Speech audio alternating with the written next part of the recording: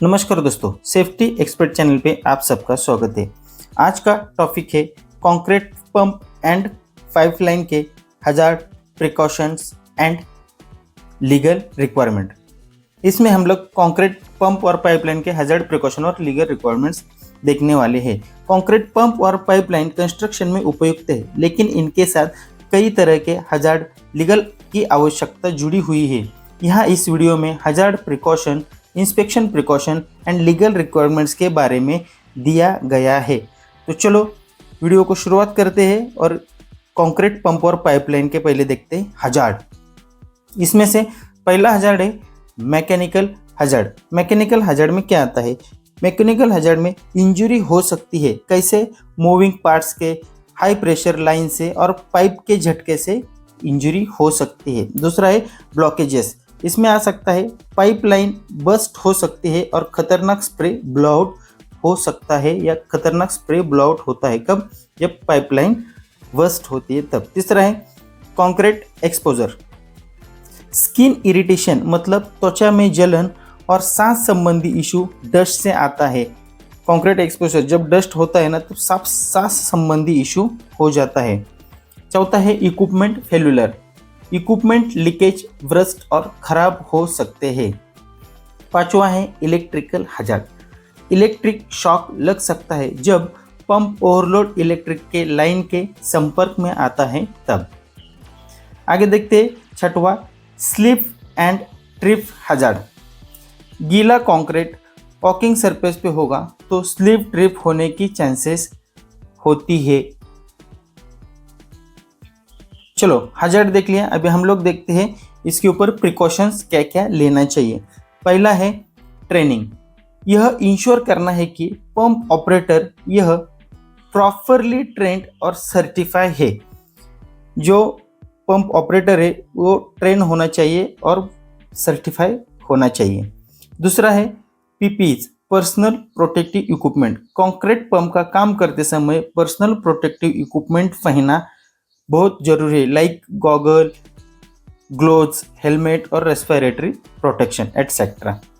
आगे देखते हैं तीसरा प्रिकॉशन में site preparation. Clear area of non essential personal and ensure safe pathways होना बहुत जरूरी है। आगे है कम्युनिकेशन।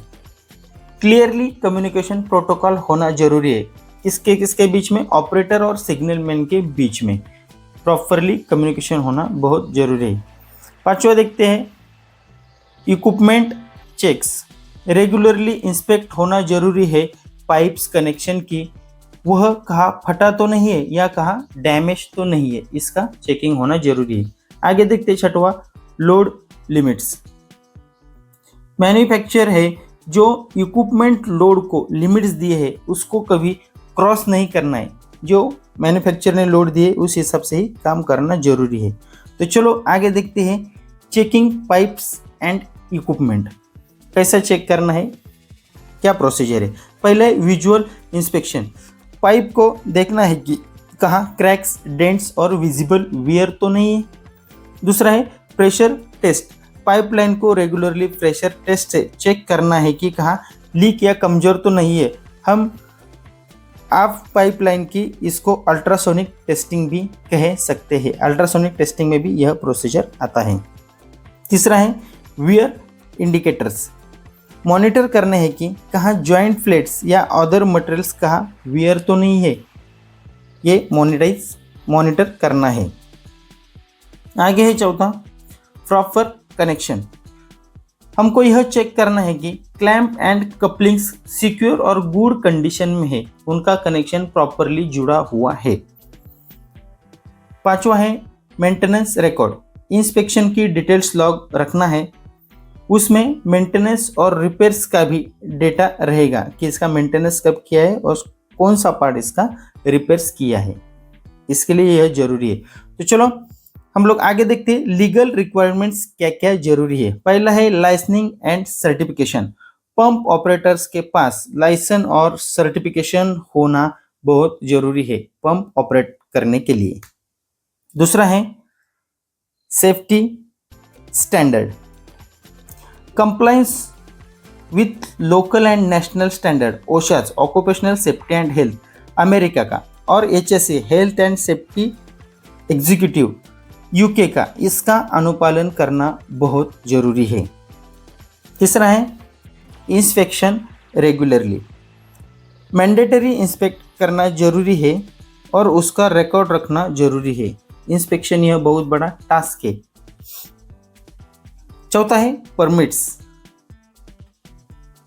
काम शुरू होने से पहले वर्क परमिट लेना मस्ट है, वर्क परमिट लेना जरूरी है। पांचवा है इन्वायरमेंटल रेगुलेशन। इन्वायरमेंटल गाइडलाइंस के हिसाब से कंप्लायंस करना चाहिए, जैसे कि disposing of concrete waste and controlling dust emission, यह होना चाहिए। सेफ्टी और कंप्लायंस इंश्योर करने में न्यू अपडेट और लेटेस्ट रेगुलेशन इंडस्ट्री के रेगुलेशन के साथ अपडेट रहना चाहिए। हमेशा रेफर करें लोकल लॉज और गाइडलाइंस, क्यों? मोस्ट एक्यूरेट और रिलेवेंट इंफॉर्मेशन के लिए। तो दोस्तों, मेरा वीडियो अच्छा लगा होगा तो एक लाइक तो जरूर बनता है, और किसी ने सब्सक्राइब नहीं किया तो चैनल को सब्सक्राइब करो, ताकि जब मैं नया वीडियो डालूंगा तो सबसे पहले आपके पास पहुंच जाएगा। चलो, धन्यवाद।